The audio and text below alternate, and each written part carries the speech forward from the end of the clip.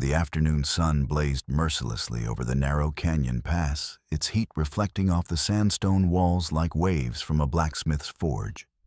Clara Walsh stood motionless in the center of the dusty trail, her small frame casting a shadow that seemed to shrink with each passing moment.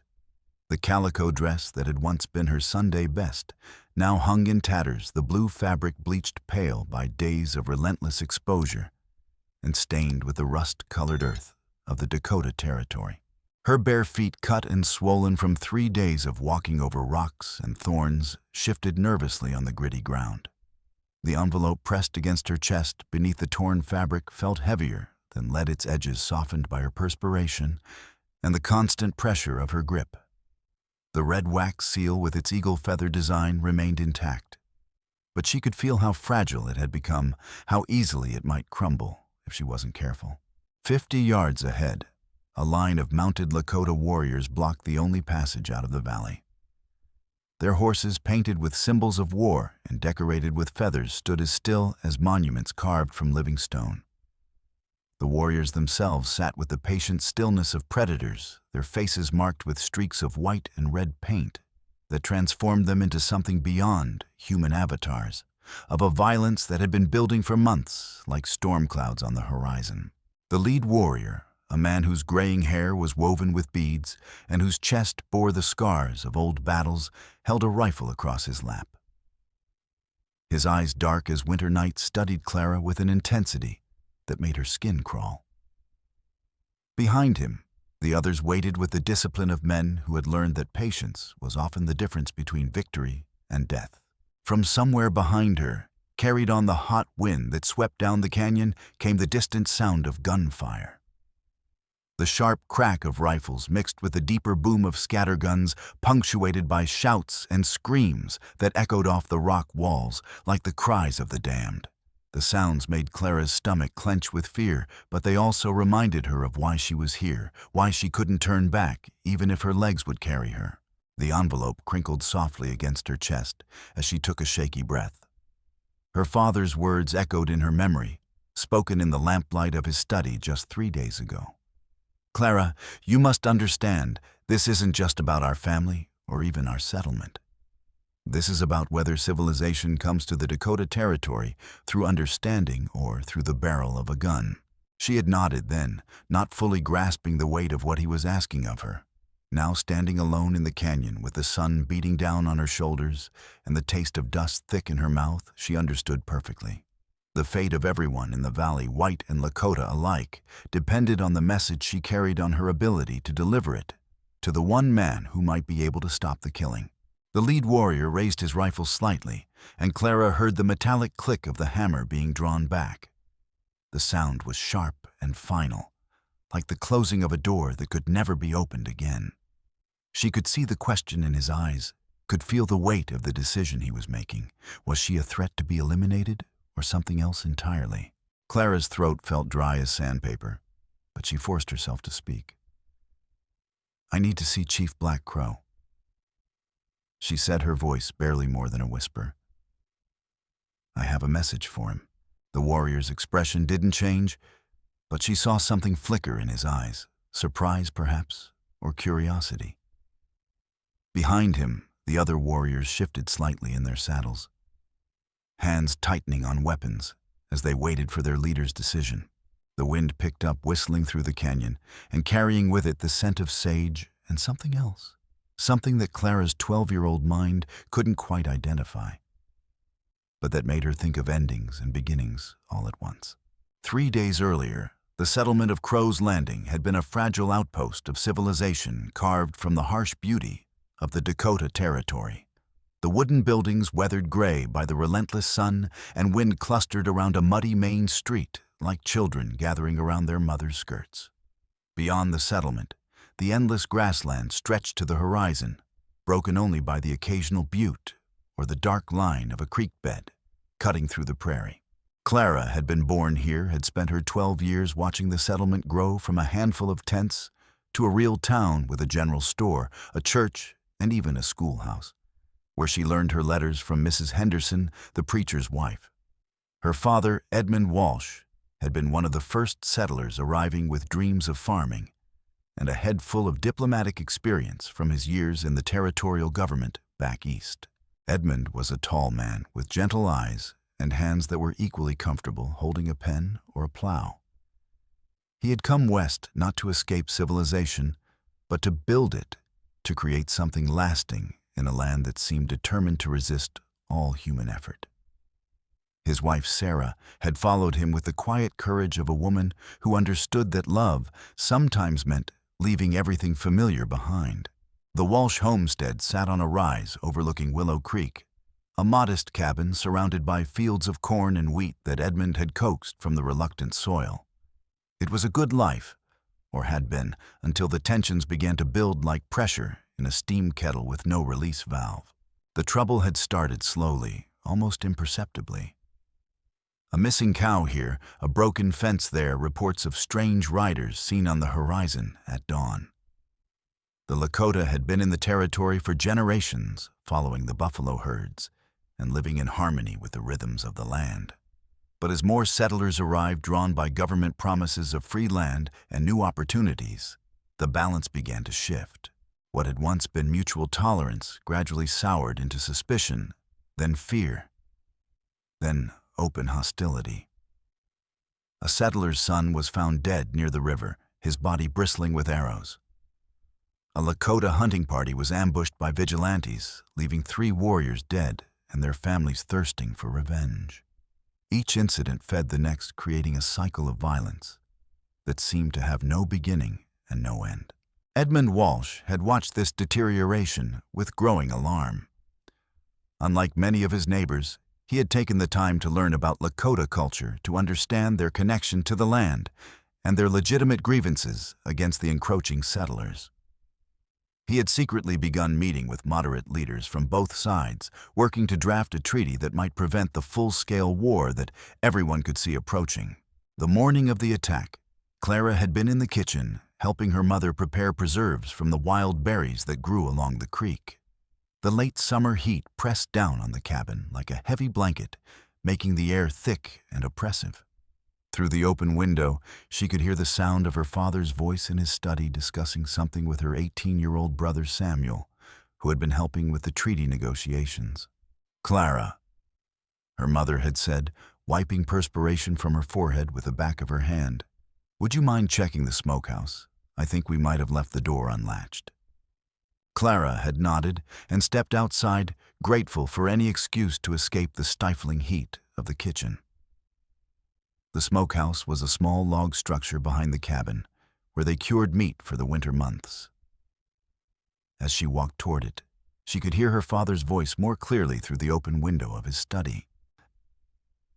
"And in exchange for guaranteed access to the winter hunting grounds, the Lakota will provide advance warning of any raiding parties from hostile tribes. This mutual protection benefits both communities, Samuel. Don't you see? We're not giving anything away. We're gaining allies." Clara had paused listening despite herself. Her father's work on the treaty was supposed to be secret, but she had picked up fragments of information over the past weeks. He was trying to create a formal agreement between the settlers and the Lakota one that would be recognized by the territorial government and might prevent the violence that seemed inevitable. "But what about the land rights, Father?" Samuel's voice carried a note of concern. "Some of these terms, they're very generous to the Lakota. What will the other settlers say? They'll say whatever they need to say to survive." Edmund replied firmly. "Samuel, I've sent word to Captain Morrison at Fort Mitchell. He'll be arriving with a cavalry unit in 3 days to serve as neutral mediators. If we can maintain peace until then, we'll have federal support for the treaty." Clara had just reached the smokehouse when she heard the first gunshot. The sound came from the direction of the settlement, a sharp crack that sent birds exploding from the trees in a panic of wings and frightened cries.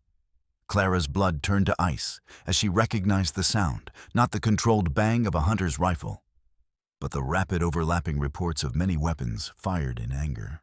More shots followed, mixed with shouts and screams that carried clearly across the prairie. Clara dropped the latch she had been checking and ran toward the cabin, her bare feet slipping on the dewy grass. As she crested the small rise that overlooked their homestead, she saw them, Lakota warriors, perhaps 20 of them on horseback around the barn and cabin. Smoke was already rising from the barn's roof, and she could see her father and Samuel taking cover behind an overturned wagon, returning fire with their rifles. Her mother was nowhere to be seen, and Clara's heart clenched with a fear so sharp it felt like a physical wound. Every instinct screamed at her to run to them to help somehow, but her father's training held her back. When there's trouble, he had told her countless times, you watch first. You understand the situation before you act. Rushing in blind gets people killed, so she crouched behind a fallen log and watched in horror as the battle unfolded. The warriors moved with practiced efficiency, surrounding the buildings and cutting off any escape routes. They weren't here for livestock or supplies. This was a targeted attack designed to send a message. The fight lasted perhaps 30 minutes, though it felt like hours. Clara watched her father and brother make a desperate stand, their ammunition running low as the warriors pressed their attack. She saw the exact moment when Samuel was hit, saw him stagger and fall behind the wagon. She saw her father's face as he realized they were beaten, saw him look toward the cabin with an expression of desperate love and regret. The final shot came from a warrior with a scarred face and graying hair, a man who seemed to be their leader. The bullet took Edmund Walsh in the chest, spinning him around before he collapsed in the dust beside his son. For a moment, the only sound was the crackle of flames consuming the barn and the distant sound of horses moving away. Clara waited until the hoofbeats had faded completely before she crept down the hill. Her father lay on his back, his eyes staring sightlessly at the sky, blood pooling beneath him in the dust. Samuel was beside him, unconscious, but breathing a bullet graze across his shoulder. She knelt beside her father's body, tears streaming down her face as she whispered a prayer she had learned from her mother. Then with shaking hands, she began to search his pockets. He had told her about the treaty, about the sealed letter he kept hidden in his study. If there was any hope left for peace, it lay in that message. She found the key to his desk in his vest pocket and ran to the cabin. The interior was a chaos of overturned furniture and scattered papers, but the study was mostly intact. In the bottom drawer of his desk, wrapped in oilcloth and hidden beneath a stack of legal documents, she found what she was looking for. The envelope was larger than she had expected, made of heavy paper that felt substantial in her hands. The red wax seal bore the imprint of an eagle feather, a symbol her father had adopted after his first meeting with Chief Black Crow. The Lakota leader had given him an actual eagle feather as a sign of respect, and Edmund had incorporated its image into his personal seal as a gesture of reciprocity. Clara turned the envelope over in her hands, feeling the weight of the message inside. Her father had explained the contents to her in general terms, a formal treaty proposal that would establish shared hunting grounds, create a joint council to resolve disputes, and most importantly, provide a framework for peaceful coexistence between the two peoples. She looked out the window at her father's body, at the smoke rising from the barn, at the evidence of violence that seemed to mock every hope for peace. But she also remembered his words. Sometimes, Clara, the only way to honor the dead is to continue their work. She wrapped the envelope carefully in the oilcloth and tucked it inside her dress. Then she knelt beside Samuel, who was beginning to stir, and helped him to consciousness. "Clara," he whispered, his voice weak and confused. What happened? Where's father? The pain in his eyes when she told him was almost unbearable. They held each other and wept for a few minutes, but Clara knew they didn't have time to grieve properly. The warriors might return, or worse, other settlers might arrive and assume they were dead. "I have to go," she said, showing him the envelope. "Father wanted me to deliver this to Chief Black Crow if anything happened to him." Samuel's eyes widened, and she saw something flicker across his face. Fear, perhaps, or calculation. "You can't be serious, Clara. You're 12 years old. You can't go into Lakota territory alone. I have to..." she replied with a certainty that surprised them both. Father said it was the only way to stop the killing. Samuel tried to argue, but she could see the conflict in his eyes. He was weak from blood loss and couldn't stop her. But more than that, there was something else, a kind of resignation that she didn't understand. "If you're determined to do this," he said finally, "at least be careful. The Lakota aren't the only danger out there. There are men like Maddox who would kill you just for trying to make peace." Clara nodded, kissed her brother goodbye, and slipped away into the gathering darkness. As she walked north toward the Lakota territory, she didn't notice the figure watching from the shadows near the barn. A figure that waited until she was out of sight before mounting a horse and riding in the opposite direction. The envelope pressed against her chest felt like a coal from the fire, burning with the weight of responsibility and hope. Behind her, the smoke from the barn continued to rise into the star-filled sky, a funeral pyre for more than just wood and hay. It was the cremation of innocence, the end of a childhood that had lasted exactly 12 years and would never return. The first night alone in the wilderness was an education in fear. Clara had never been away from home after dark, had never had to worry about anything more dangerous than a bee sting or a scraped knee. Now every sound made her jump: the rustle of grass in the wind, the distant howl of a coyote, the snap of a twig somewhere in the darkness. She had taken what supplies she could carry: a water bottle, some dried meat, a small knife that had belonged to her father. The envelope, wrapped in oilcloth and tucked inside her dress, never left her side. Every step she took seemed to make it heavier, as if the weight of expectations was a physical thing that grew with distance. The night was cloudless, the stars brilliant in the thin air of the high plains. Clara used the North Star to maintain her direction, remembering the lessons her father had taught her about navigation. The main Lakota camp was somewhere to the northwest, perhaps 20 miles through rough country. It might as well have been on the moon. As dawn broke over the rolling hills, Clara found herself in terrain that was becoming increasingly unfamiliar. The gentle farmland around Crow's Landing had given way to broken country, full of ravines and rocky outcroppings that provided cover, but slowed her progress. She had to rest frequently, her 12-year-old body pushed beyond its limits by the demands of the journey. She had been walking for perhaps 4 hours when she heard the sound of hoofbeats behind her. Clara's heart leaped into her throat as she turned to see 4 horsemen cresting a ridge in her wake.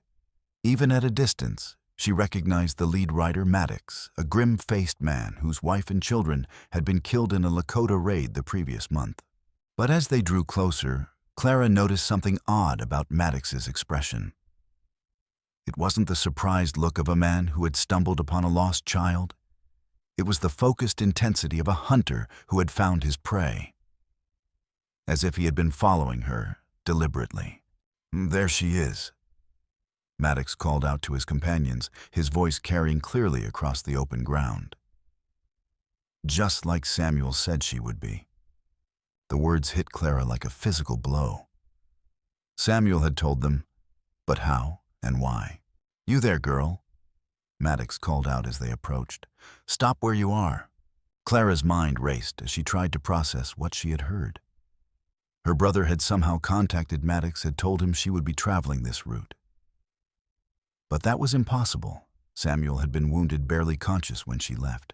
Unless his wound wasn't as serious as it had appeared. Unless he had been faking. The pieces of the puzzle began to fall into place with horrible clarity. Samuel's strange questions about the treaty terms, his concern about the land rights, his odd resignation when she announced her plan to deliver the letter. He had been working with Maddox all along, feeding him information about their father's peace negotiations. "I said stop." Maddox's voice was closer now, and Clara could see the cruel smile on his face. "We need to have a conversation, you and I." Clara ran. She had no other choice. The terrain here was broken and uneven, but she knew that her only hope lay in reaching cover before the mounted men could surround her. Her bare feet found purchase on rocks and grass with the desperation of the hunted. Behind her, she could hear Maddox cursing and spurring his horse forward. The other riders spread out trying to cut off her escape routes. Clara dodged between boulders and leaped over fallen logs, her small size giving her an advantage in the rough terrain. She reached the edge of a shallow ravine just as Maddox's hand closed on her shoulder. The impact sent her sprawling into the dirt, the envelope flying from her grasp. She rolled, came to her feet, and lunged for the letter, but Maddox was already dismounting, his eyes fixed on the red wax seal with its eagle feather design. "Well, well," he said, his voice dangerously quiet. "What do we have here?" Clara's heart hammered against her ribs as she watched him examine the seal. There was something in his expression, not surprise, but recognition, as if he had seen this symbol before. "Give that back," she said, her voice cracking with fear. "It's not yours." Maddox's smile was like a blade. "Oh, but it is, little girl. You see, I've been watching your father's activities for some time now. This eagle feather seal, I've seen it before. On other letters, other agreements." The truth hit Clara like a thunderbolt. Maddox hadn't just been opposing her father's peace efforts, he had been involved in them. He had been pretending to support the treaty while secretly working to undermine it. "You," she whispered. "You were one of Father's contacts." "I was indeed," Maddox said, his voice filled with mock regret. "Your father was so trusting, so eager to believe that everyone shared his noble vision of peace. He never suspected that I had my own agenda." One of the other riders, a younger man named Peters, shifted uncomfortably in his saddle. "Maddox, what are you talking about?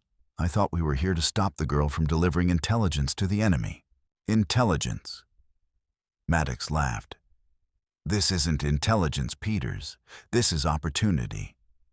You see, I've been in contact with representatives from the Dakota Pacific Railroad. They're very interested in acquiring certain parcels of land currently claimed by the Lakota. Land that would become worthless if a peace treaty were signed." Clara felt sick as the full scope of Maddox's betrayal became clear.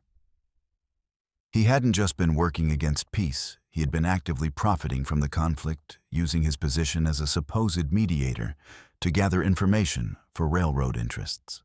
"But your family," she said desperately. "Your wife and children, they were killed in a raid." Something flickered in Maddox's eyes, genuine pain quickly suppressed. "They were," he said quietly. "And their deaths taught me a valuable lesson about the price of naivety. Your father believed in peace, Clara. I believe in survival. And sometimes survival requires making hard choices." He started to tear open the envelope, but Clara was already moving. She dove forward, grabbing at the letter with both hands. In the brief struggle that followed, she managed to tear it from his grasp, but not before he had seen part of the contents. "Interesting," he said, his eyes scanning the visible text.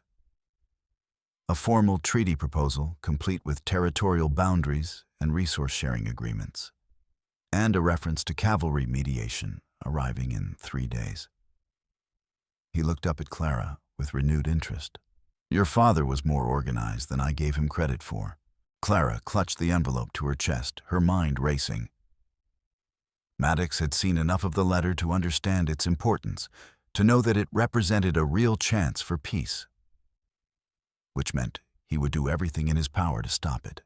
"Give me the letter, Clara," he said, his voice taking on a reasonable tone. "I'm not going to hurt you. I'm going to help you deliver it." "You're lying," she said, backing away. I think about it. If I wanted to stop the treaty, I would have simply killed your father before he could write it. Instead, I've been gathering information, waiting for the right moment to act. This is that moment." Clara didn't believe him for a second. She could see the calculation in his eyes, the way he was positioning himself between her and the only escape route from the ravine. He was planning something, and she was running out of time to figure out what. "The cavalry will be here in 2 days," she said, hoping to buy time. Even if you stop me, they'll still come. They'll still mediate. Maddox's smile widened. Will they?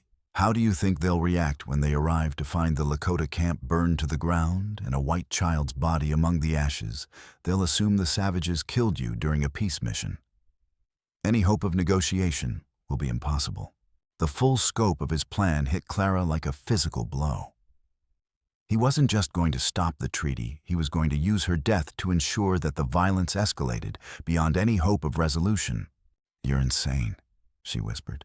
"I'm practical," Maddox replied. "Now give me the letter. Make this easy on yourself." Clara looked around desperately, searching for any means of escape. The ravine walls were too steep to climb, and Maddox's men had positioned themselves to block the only way out. She was trapped, but she still had her father's knife tucked into her belt and hidden beneath her torn dress. It wasn't much, but it was something. "All right," she said, her voice shaking. "You win. Just promise me you won't hurt anyone else." "I promise," Maddox said. But Clara could see the lie in his eyes. She reached into her dress as if to retrieve the envelope, but instead drew the knife. The blade was only 4 inches long, but it was sharp, and she was desperate. She slashed at Maddox's reaching hand, opening a gash across his palm that sent him stumbling backward with a curse. "Get her!" he shouted, but Clara was already running, scrambling up the ravine wall with the agility of youth and desperation. She reached the top as the first gunshot rang out the bullet-chipping rock near her feet. She ran across the open ground, weaving and dodging as more shots followed. Behind her, she could hear Maddox shouting orders, could hear the sound of horses being spurred into motion. But she had a head start, and the terrain was rough enough to slow the mounted pursuit. She reached a line of cottonwood trees and dove into their shelter just as another volley of shots rang out. Bullets thudded into the tree trunks around her, but she was already moving, using the cover to mask her movements. The trees followed the course of a stream, and Clara splashed into the water without hesitation. The current was swift and cold, but it would wash away her scent and make tracking more difficult. She let it carry her downstream, keeping her head low, and the envelope pressed against her chest. Behind her, she could hear Maddox and his men crashing through the underbrush, and their voices growing fainter as the distance increased. But she knew they wouldn't give up easily. They had too much invested in stopping her to quit now. As the stream carried her away from immediate danger, Clara thought about what she had learned. Samuel's betrayal, Maddox's true agenda, the scope of the conspiracy against her father's peace efforts. It was almost too much to process, but one thing was clear: she was truly alone now, with enemies on all sides and nowhere to turn for help. But she still had the letter, and as long as she had that, there was still hope. The stream deposited her nearly 2 miles downstream, exhausted and shivering, but still alive. Clara crawled onto the muddy bank and lay there for a moment, catching her breath and checking her supplies. The water had ruined most of her food, but the envelope was safe in its oilcloth wrapping. She was checking the wax seal when she heard the sound of hoofbeats approaching. Her heart leaped into her throat as she prepared to run again. But these weren't the chaotic sounds of pursuit. These were the measured beats of horses moving in formation, coming from the north. Clara climbed a nearby tree and peered through the leaves. What she saw made her blood run cold. A war party of perhaps 20 Lakota warriors was approaching along the stream bank, their faces painted for battle and their weapons ready. She was about to climb higher when one of the warriors looked up and spotted her. He called out something in Lakota, and the entire party stopped. Clara found herself staring down at 24 armed men who had every reason to see her as an enemy. But as she looked at their faces, she saw something unexpected. These weren't the brutal savages of frontier mythology. They were men with the same mix of curiosity, caution, and humanity that she might have seen in any group of settlers. One of them, a young warrior with kind eyes, spoke to her in halting English. "Come down, child. We will not harm you." Clara hesitated, torn between fear and desperate hope. These men might be her only chance of reaching Chief Black Crow, but they might also be the ones who had killed her father. She had to make a choice, and she had to make it now. Slowly, carefully, she began to climb down from the tree. The envelope crinkled against her chest, with each movement a reminder of the mission that had brought her to this moment. "I need to see Chief Black Crow," she said as her feet touched the ground. "I have a message for him." The young warrior studied her face for a long moment, then nodded. "I am Tawa," he said. "And I think, little one, that you have come a very long way to deliver your message." Clara clutched the envelope tighter and nodded. "Further than you know," she said. As the warriors formed up around her, Clara realized that she was stepping across a line that could never be uncrossed. Behind her lay everything she had ever known, her childhood, her family, her old life. Ahead lay the unknown, dangerous and full of possibility. But she had made her choice. She would deliver her father's message, no matter the cost. The envelope pressed against her chest like a talisman as they rode north toward the Lakota camp, toward whatever fate awaited her there. The temporary Lakota camp was smaller than Clara had expected, perhaps 50 warriors, and their families gathered in a natural depression between two ridges. The teepees were arranged in a rough circle with cook fires sending smoke into the afternoon air. As they rode in, Clara felt the weight of dozens of eyes upon her, studying this strange white child who had appeared in their midst. Tawa led her to the center of the camp, where a group of elders sat around a larger fire. The man who seemed to be their leader was perhaps 50 years old, with graying hair and a face marked by old scars. When he looked at Clara, she saw intelligence in his eyes, but also a wariness that spoke of too many broken promises. "This is War Eagle," Tawa said quietly. "He leads this band. He speaks some English." War Eagle studied Clara for a long moment, then spoke in rapid Lakota to the other warriors. Clara caught a few words: her father's name, the word for paper, and something that might have been peace. The conversation grew heated, with several warriors gesturing angrily in her direction. Finally, War Eagle held up his hand for silence. "You say you have message from Edmund Walsh," he said in careful English. "Show me." Clara pulled the envelope from her dress and held it up so he could see the wax seal. War Eagle's eyes widened slightly as he recognized the eagle feather design, and she heard murmurs of recognition from the other warriors. "This is the peace symbol," War Eagle said, his voice thoughtful. "Your father showed this to our chief many moons ago. But Edmund Walsh is dead. We killed him yesterday." "I know," Clara said quietly. "I watched you do it." The admission sent a ripple of tension through the group. Several warriors rose to their feet, their hands moving to their weapons. Clara forced herself to remain calm, to remember her father's teachings about the importance of dignity in the face of danger. "He gave me this before he died," she continued. "He told me to bring it to Chief Black Crow if anything happened to him. He said it was the only way to stop the killing." War Eagle studied her face for a long moment, looking for signs of deception. "You are very brave, little one," he said finally, "or very foolish. Many of my warriors would kill you for what your people have done to us." "I know," Clara said. "But I'm not asking you to forget what happened. I'm asking you to help me prevent it from happening again." The warrior seemed to wrestle with some internal conflict. Clara could see that he was torn between his desire for revenge and his respect for the peace symbol her father had used. Finally, he made his decision. "We will take you to Chief Black Crow," he said. "But first, we must know, are you followed? Are there soldiers coming?"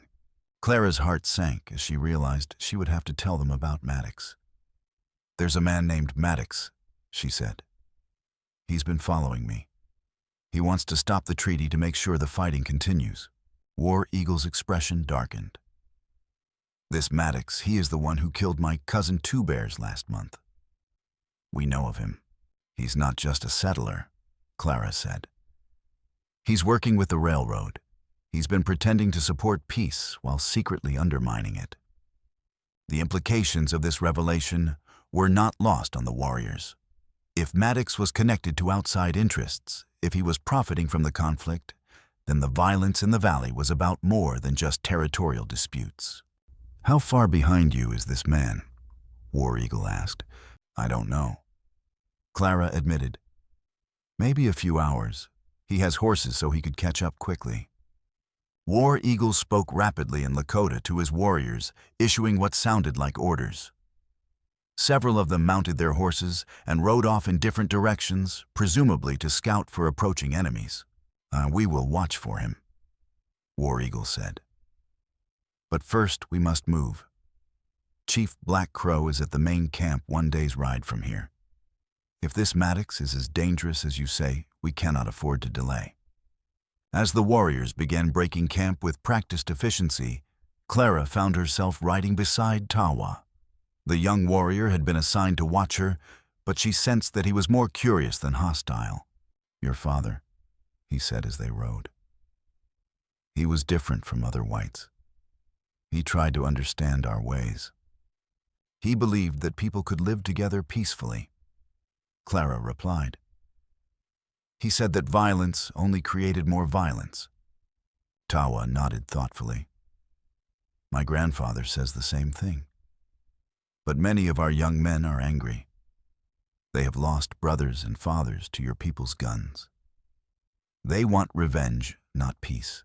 "I understand," Clara said. "But revenge won't bring back the dead. It will only create more orphans, more widows, more reasons for hatred."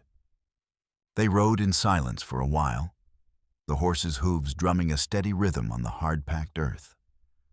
Around them, the landscape grew wilder, with each mile the gentle hills giving way to badlands, carved by wind and water into fantastic shapes.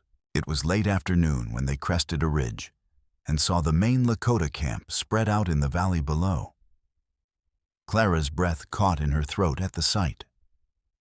There were hundreds of teepees arranged in careful patterns, with horse herds grazing in the distance and smoke rising from countless fires. It was a city, a civilization far more complex and organized than anything she had imagined.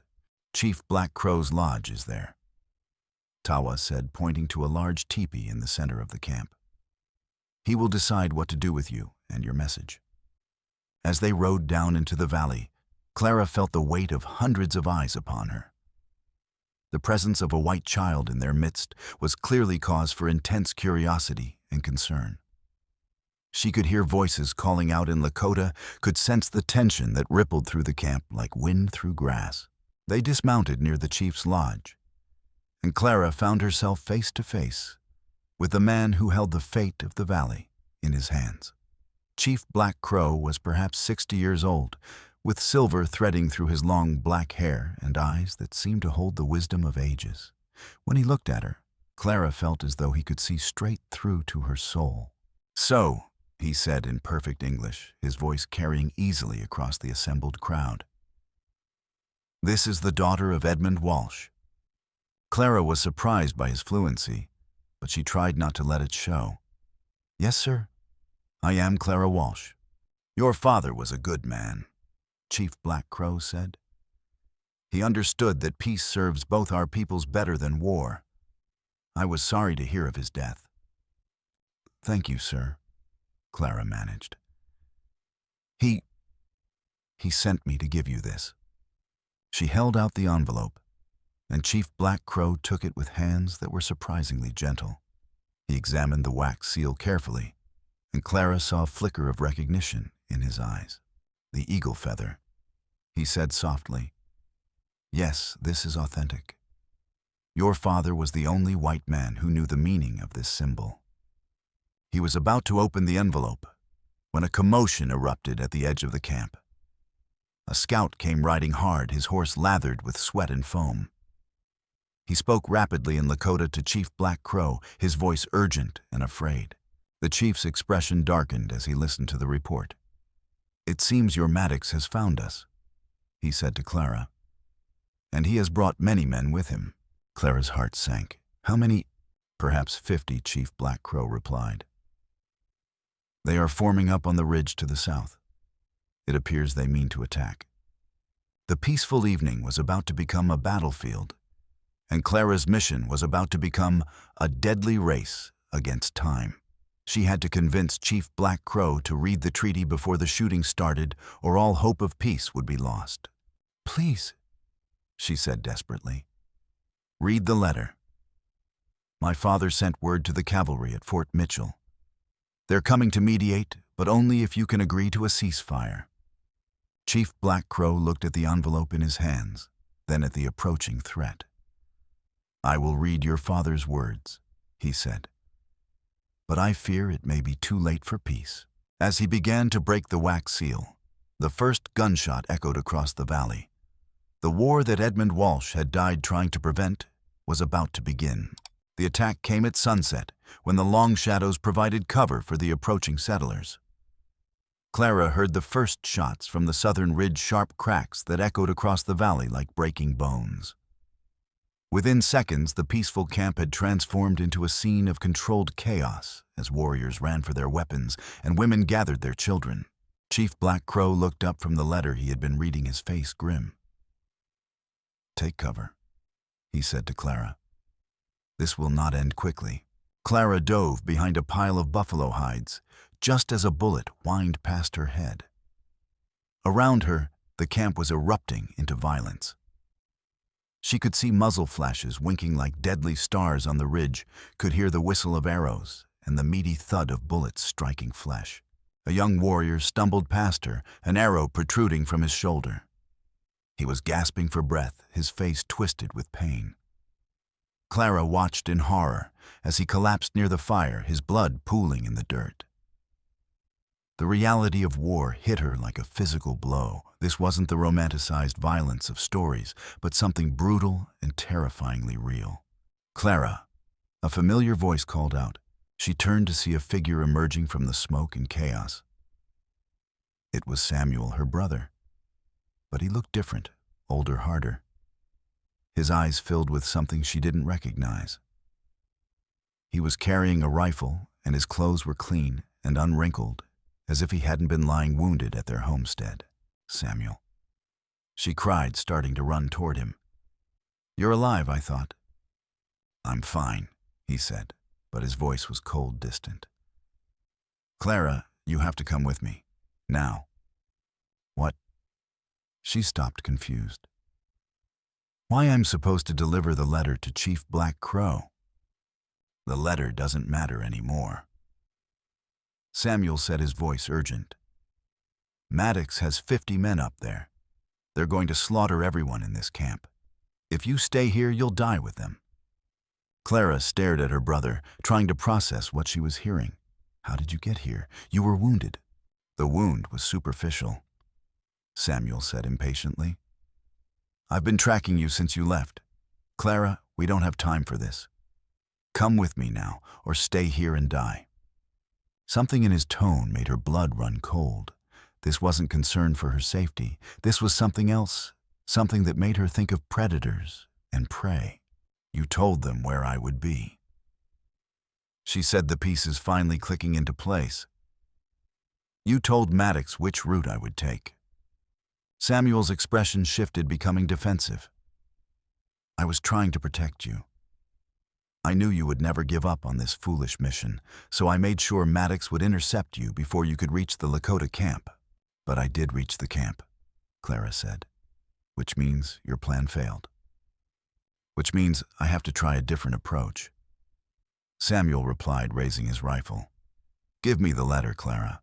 This madness ends now. Clara felt tears welling up in her eyes. Her own brother, the boy who had taught her to skip stones and helped her with her arithmetic, was pointing a gun at her. Why?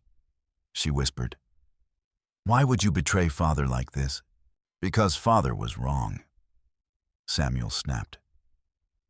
He thought he could make peace with savages, but all he did was get himself killed and put our entire family at risk. These people are animals, Clara. They don't understand anything but force. That's not true, Clara said, backing away. I've seen them. They're people just like us. They have families, children. They have our mother. Samuel said, his voice breaking slightly. They took her during the raid. She's probably dead already or worse. And you want to make peace with them. The revelation hit Clara like a physical blow. Their mother was alive or had been taken as a prisoner. But that didn't change what she had to do. All the more reason to stop the fighting, she said. If Mother is still alive, violence won't save her. Only peace can do that. Samuel's face hardened. You're just a child. You don't understand how the world works. I understand enough, Clara said, clutching the envelope to her chest. I understand that Father died believing in something better than this. And I won't let you destroy his dream. Samuel's finger tightened on the trigger. Then you'll die with it. The gunshot was deafeningly loud in the enclosed space. But Clara was already moving, rolling behind a water barrel as the bullet splintered the wood where she had been standing. She came up running, weaving between the teepees as more shots rang out behind her. The camp was in full chaos now. Warriors were returning fire at the attackers on the ridge, while women and children fled toward the relative safety of the horse herds. Clara could smell smoke and gunpowder, could hear the screams of the wounded and the dying. She saw Tawa running toward the sound of gunfire, his face grim with determination. Near the chief's lodge, an older woman was tending to a wounded warrior, her hands covered in blood. The air was thick with smoke and the metallic scent of spilled blood. A bullet kicked up dirt near Clara's feet, and she dove behind an overturned cooking pot. The metal rang like a bell as more bullets struck it, but it held. She was pinned down, trapped between her brother's pursuit and the crossfire of the battle. Clara. Samuel's voice was getting closer. You can't run forever. She looked around desperately, searching for any means of escape. The fighting was getting worse, with more warriors falling, and the attackers pressing their advantage. If she stayed here much longer, she would either be killed in the crossfire or captured by Samuel. That's when she saw Chief Black Crow still standing near his lodge despite the chaos around him. He was holding her father's letter, his lips moving as he read the words, "By the light of a nearby fire." Even in the midst of battle, he was honoring his promise to read Edmund Walsh's final message. Clara made a decision that would have terrified her a week ago. She stood up and ran toward the chief, dodging bullets and leaping over fallen warriors. She could hear Samuel shouting behind her, could feel the heat of bullets passing close enough to singe her hair. "Chief Black Crow," she called out as she reached him. "The letter, what does it say?" The old chief looked up from the paper, his eyes filled with a mixture of hope and regret. "Your father was a wise man," he said. "He proposes shared hunting grounds, joint councils, mutual protection. But most importantly, he says that cavalry mediators are coming. They should arrive tomorrow. Then we have to stop the fighting," Clara said desperately. "We have to create a ceasefire until they get here." Chief Black Crow looked around at the chaos surrounding them. "I do not think your people are interested in peace tonight," he said sadly.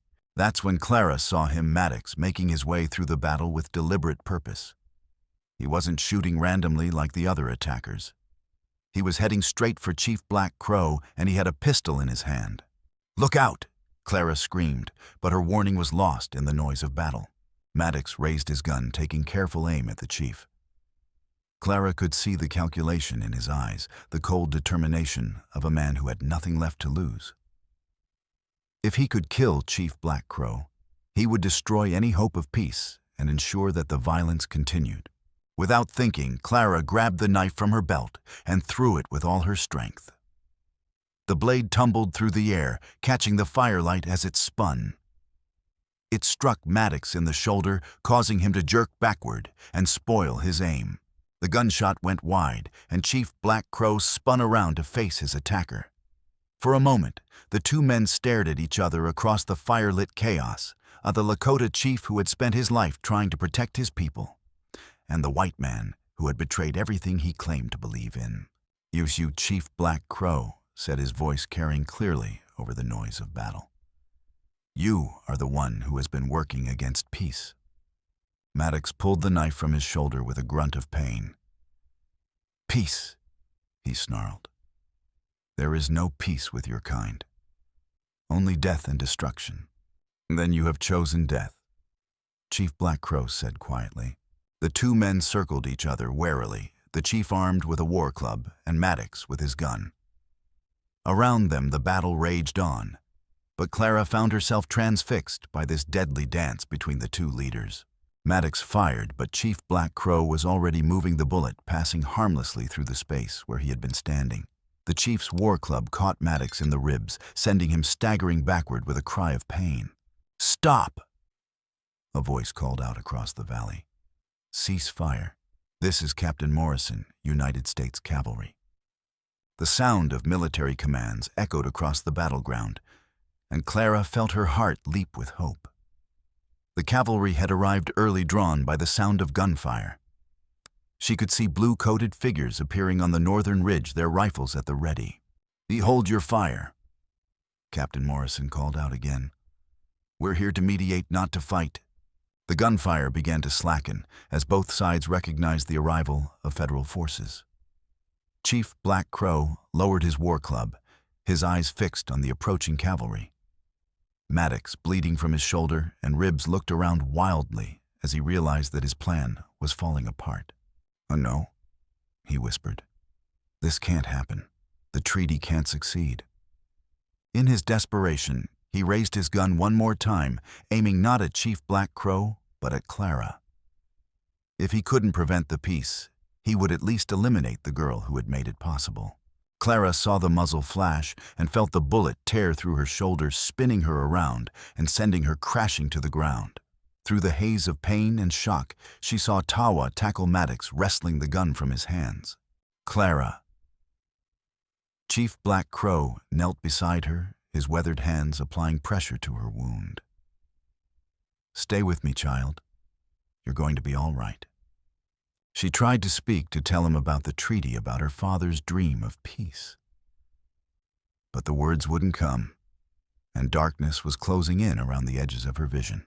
The last thing she saw before losing consciousness was Captain Morrison dismounting at the edge of the firelight, his hands raised in a gesture of peace.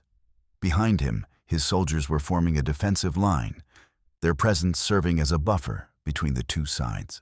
The cavalry had arrived just as her father had promised. The fighting would stop, the negotiations would begin, and perhaps, just perhaps, the peace he had died for would finally become reality. As consciousness faded, Clara felt a deep sense of satisfaction. She had delivered her father's message, had completed the mission he had entrusted to her. Whatever happened next, she had done her part. The envelope lay in the dirt beside her, its contents finally revealed its promise of peace about to be fulfilled. Clara woke to the sound of voices speaking in hushed tones, the words floating through a haze of pain and confusion. Her shoulder throbbed with a deep burning ache, and she could taste the bitter herbs that had been used to treat her wound. As consciousness slowly returned, she realized she was lying on a bed of soft buffalo robes, inside a teepee with filtered sunlight, creating patterns on the hide walls. "She's awake," a woman's voice said in accented English. Clara turned her head slowly, wincing at the movement. Beside her sat an elderly Lakota woman with kind eyes and weathered hands, her gray hair braided with beads and feathers. In the corner of the teepee, she could make out two familiar figures, Chief Black Crow and a man in a blue cavalry uniform who she assumed was Captain Morrison. "How do you feel, child?" the woman asked, placing a cool hand on Clara's forehead. "Like I've been shot." Clara managed her voice, hoarse and weak. The woman smiled sadly. "Yes, you have. But the bullet went clean through your shoulder. You'll have a scar, but you'll heal. My name is Ayanna. I've been taking care of you." Clara tried to sit up, but Ayanna gently pushed her back down. "Rest," she said firmly. "You've been unconscious for 2 days. Your body needs time to recover." 2 days. Clara's mind raced. What happened? Did the treaty work? Chief Black Crow rose from his corner and approached her bed. It did, he said simply. Your father's words carried great wisdom, and his sacrifice was not in vain. The fighting has stopped. The formal negotiations began yesterday. Captain Morrison added his voice, respectful but official. Both sides have agreed to a temporary ceasefire while we work out the details of a permanent peace treaty. Clara felt a surge of relief so intense it brought tears to her eyes. And Maddox, in custody, Morrison replied grimly. He'll face trial for his crimes, both the attacks on civilian settlements and his attempts to sabotage the peace process. We found evidence of his connection to the railroad interests in his belongings. What about Samuel? Clara asked, though she wasn't sure she wanted to know the answer. Chief Black Crow's expression grew grave. Your brother has also been arrested. He will answer for his betrayal of your father's trust and his part in the violence. Clara felt fresh tears welling up in her eyes. Despite everything Samuel had done, he was still her brother. Still the boy who had helped her with her lessons and told her bedtime stories. The thought of him in chains, facing punishment for his crimes, filled her with a sadness that went deeper than her physical pain. I'm sorry, she whispered. I'm sorry for what my family has done to yours. You have nothing to apologize for, Chief Black Crow said firmly. You honored your father's memory and risked your life for peace. That is what matters. Over the next few days, as Clara recovered from her wound, she learned the full scope of what had been accomplished. The treaty her father had drafted had indeed formed the basis for a comprehensive peace agreement between the settlers and the Lakota. The document established shared hunting grounds, created joint councils to resolve disputes, and most importantly, provided a framework for peaceful coexistence. But the real achievement wasn't the formal treaty, it was the community that had begun to form around the negotiations. The temporary peace camp had become a place where two cultures could meet and learn from each other, where the children of both peoples could play together without fear. Tawa visited her frequently during her recovery, bringing news from the outside world and teaching her new words in Lakota. He had been appointed to the joint council that would oversee the treaty's implementation, and his enthusiasm for the work was infectious. Your father's dream is becoming reality, he told her one afternoon as they sat outside the teepee, watching children from both communities play together. The settlers are learning our ways, and we are learning theirs. It is not easy, but it is possible. Clara smiled, feeling a deep sense of satisfaction. The pain in her shoulder was fading, but more importantly, the pain in her heart was beginning to heal as well. She had found something she hadn't expected in the Lakota camp, a sense of belonging, of purpose, of being part of something larger than herself. Ayanna had effectively adopted her as a daughter, teaching her traditional skills like beadwork and hide tanning. But Clara also continued her father's work in her own way, serving as a translator during council meetings and helping to bridge the communication gap between the two peoples. Most importantly, she had become a living symbol of the peace her father had died to achieve. When tensions arose, when old prejudices threatened to derail the negotiations, people would look at the 12-year-old girl who had risked everything to deliver a message of hope. And they would remember why they were trying to build something better. Clara, Ayanna said one evening as they sat by the fire, I have something to tell you. Clara looked up from the beadwork she was practicing, sensing the gravity in the older woman's tone. Your mother, Ayanna continued gently. She is alive. Clara's heart leaped. Where is she? Is she all right? She is in a camp 3 days' ride from here. She was taken during the raid on your homestead, but she has been treated well. The warriors who captured her, they were acting on orders from someone who wanted to use her as leverage in the negotiations. Maddox. Clara said, the pieces falling into place. He orchestrated the whole thing. Ayanna nodded sadly. Yes, He hoped to use your mother's capture to force your father to abandon the peace talks. But your father never knew she was alive. He died believing she was dead. Clara felt a mixture of joy and sorrow so intense it left her breathless. Her mother was alive, but her father had died without knowing it. The tragic irony of it all was almost too much to bear. "Can I see her?" she asked. "Tomorrow," Ayanna promised. "Chief Black Crow has arranged for her to be brought here. She will be part of the prisoner exchange that is part of the peace treaty." The reunion the next day was everything Clara had hoped for and more. Sarah Walsh was thinner than Clara remembered, her hair showing streaks of gray that hadn't been there before.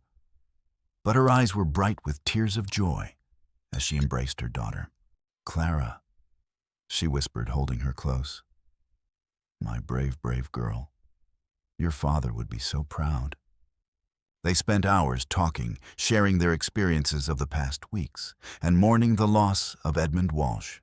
Sarah had been treated well by her captors, but she had suffered the constant fear that she would never see her family again. "I heard about what you did," she said, touching Clara's bandaged shoulder gently. "About the letter about the peace treaty. You completed your father's work." "It wasn't just me," Clara said. "It was everyone who chose peace over violence, understanding over hatred. Father planted the seed, but it took many people to make it grow." As the weeks passed, Clara found herself increasingly torn between two worlds. She loved her new life among the Lakota, loved the sense of purpose and belonging she had found there. But she also missed her old life, missed the familiar rhythms of settler society. The decision was made for her when Captain Morrison approached her with an unexpected proposal. "Miss Walsh," he said one morning, "I've been thinking about your unique position in this community. You're fluent in both English and Lakota, you understand both cultures, and you have the trust of both peoples. I'd like to offer you a position as official translator and cultural liaison for the territorial government." Clara was stunned. "But I'm only 12 years old. Age is just a number," Morrison replied. "Wisdom and experience matter more, and you have both in abundance. You would be based here working with the Joint Council, but you would also have the authority to travel between settlements and help resolve disputes before they become conflicts." It was an extraordinary opportunity, a chance to continue her father's work on a larger scale. But it also meant accepting a level of responsibility that would have been unthinkable just a few weeks before. "What do you think?" she asked her mother. Sarah Walsh looked at her daughter with a mixture of pride and sadness. "I think," she said slowly, "that you're no longer the little girl who left our cabin 3 weeks ago. You've grown into something else, someone who can bridge two worlds and help them understand each other." "But what about you?" Clara asked. "What will you do?" "I'll stay here," Sarah said firmly. "This is where the future is being built. This is where I can do the most good." And so Clara Walsh, at the age of 12, became the youngest official in the territorial government, serving as a bridge between two cultures and helping to implement the peace treaty her father had died to create. It was a heavy burden for someone so young, but she had been shaped by events that would have broken many adults. The formal treaty was signed 6 months after the battle, in a ceremony that brought together representatives from both communities.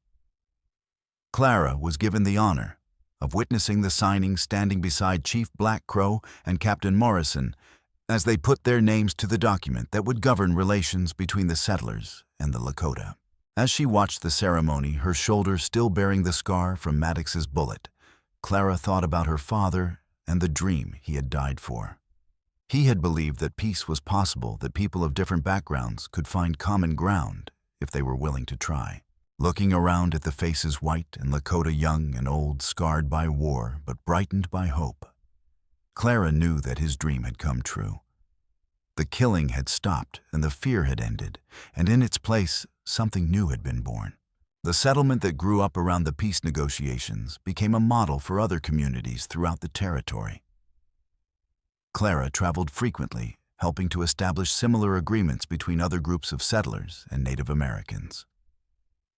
Her reputation as a peacemaker spread, and she found herself mediating disputes far from her original home. But no matter how far she traveled, she always returned to the valley where it all began. The burned ruins of Crow's Landing had been replaced by a thriving community where two cultures had learned to coexist. Children played together in the streets, speaking a mixture of English and Lakota. Businesses operated with both white and Native American owners. Marriages between the two peoples were becoming common. It wasn't perfect, and there were still tensions, moments when old prejudices threatened to surface.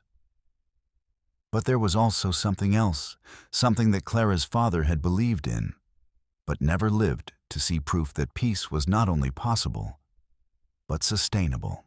One evening, as Clara sat on the porch of the small cabin she shared with her mother, watching the sun set over the valley, Tawa approached with news that would change everything. "There's been a development," he said, his expression serious. "Samuel has requested to see you." Clara's heart clenched. She hadn't spoken to her brother since the night of the battle, hadn't even visited him in the military prison where he was being held. The betrayal had cut too deep, the wounds too fresh. "What does he want?" she asked. "To apologize," Tawa replied. "To try to make amends for what he did." Clara stared out at the peaceful valley, thinking about forgiveness and the price of hatred. Her father had believed in the power of understanding, in the possibility of redemption, even for those who had done terrible things. "I'll see him," she said finally. "But not because I've forgiven him. Because I want to understand why he did what he did." The meeting took place in the military stockade, a grim building that stood as a reminder of the violence that had once threatened to consume the valley. Samuel looked older than his 19 years, his face gaunt, and his eyes filled with a weariness that spoke of sleepless nights and hard choices. "Clara," he said when she entered his cell, "I wasn't sure you would come." "I almost didn't," she replied, sitting down across from him. "I still don't understand why you did it. Why you betrayed Father's work." Samuel was quiet for a long moment, his hands clasped in his lap. "Because I was afraid," he said finally. "Afraid of what would happen to us if the treaty failed. Afraid of what would happen if it succeeded. I thought I was protecting our family, but all I did was destroy it. You betrayed everything Father believed in." Clara said, her voice harder than she intended. "I know," Samuel replied. "And I've had months to think about what that means. I've seen what you accomplished, what the treaty has achieved. I was wrong, Clara. About everything." He looked up at her, and she saw tears in his eyes. "I know I have no right to ask for your forgiveness. But I want you to know that I'm proud of you, of what you've become. You're stronger than I ever was." Clara felt her own tears threatening. Despite everything he had done, this was still her brother, still the boy who had taught her to read and helped her with her arithmetic. The anger she had carried for so long began to crack, revealing the grief and loss beneath. "I don't know if I can forgive you," she said honestly, "but I can try to understand, and maybe that's enough." Samuel nodded, seeming to accept that it was the best he could hope for. "What will happen to me?" he asked. "You'll serve your sentence," Clara said. "And then, if you want, you can try to make amends. The valley needs people who understand both worlds, who can help build something better. Even after what I've done, Father believed in redemption," Clara said. "He believed that people could change, could become better than they were. I'm not sure I'm that generous, but I'm willing to give you the chance to prove him right." As she left the prison, Clara felt a weight lifting from her shoulders. She hadn't forgiven Samuel, might never fully forgive him, but she had taken the first step toward understanding. And perhaps that was enough. The years that followed were marked by steady progress. The peace treaty held expanding to include other tribes and settler communities throughout the territory. Clara continued her work as a mediator, helping to resolve disputes and build bridges between different groups. She learned to ride horses with the skill of a Lakota warrior, to read the weather patterns of the Great Plains, to speak multiple Native American languages. But she also remained connected to her settler roots, corresponding with officials in Washington, helping to shape federal policy toward Native Americans. She became a voice for moderation and understanding in a world that often seemed determined to choose violence over peace. On her 18th birthday, Clara stood once again on the ridge overlooking the valley where it all began. The settlement below had grown into a real town, with schools and churches and businesses that served both communities. The old divisions hadn't disappeared entirely, but they had been replaced by something more complex and more hopeful. Chief Black Crow, now in his 70s, approached her with a gift, an eagle feather, identical to the one on her father's seal. "Your father would have been proud," he said simply. "You have honored his memory and his dream." Clara accepted the feather with tears in her eyes. It was a symbol of the peace she had helped to create, but also of the responsibility she would carry for the rest of her life. She was no longer the 12-year-old girl who had stood alone in the canyon, clutching a letter and hoping for the best. She had become something else, a bridge between worlds, a keeper of promises, a guardian of peace. As the sun set over the valley, painting the sky in brilliant shades of gold and crimson, Clara Walsh, daughter of two worlds, keeper of her father's dream, allowed herself a moment of quiet satisfaction. The letter had been delivered, the message had been received, and the peace they had built together was strong enough to endure. In the distance, she could see children playing in the streets, their laughter carrying on the evening breeze. Some were white, some were Lakota, and some were the children of mixed marriages that would have been unthinkable just a few years before. They were growing up in the world her father had dreamed of, a world where differences were celebrated rather than feared. The girl who had once stood alone in the canyon pass was gone, replaced by a woman who had learned that true courage came not from the absence of fear, but from the willingness to act despite it. She had delivered her father's message, had helped create the peace he had died for, and in doing so had found her own purpose in the world. As the stars began to appear in the darkening sky, Clara touched the eagle feather in her hair and smiled. Tomorrow would bring new challenges, new opportunities to build bridges and heal old wounds. But tonight, she was content to stand on the ridge and watch the lights of the peaceful valley twinkle in the distance, knowing that her father's dream had not only come true, but would continue to grow and flourish for generations to come. The letter had been delivered. The peace had been won, and the future, for the first time in her memory, was bright with possibility.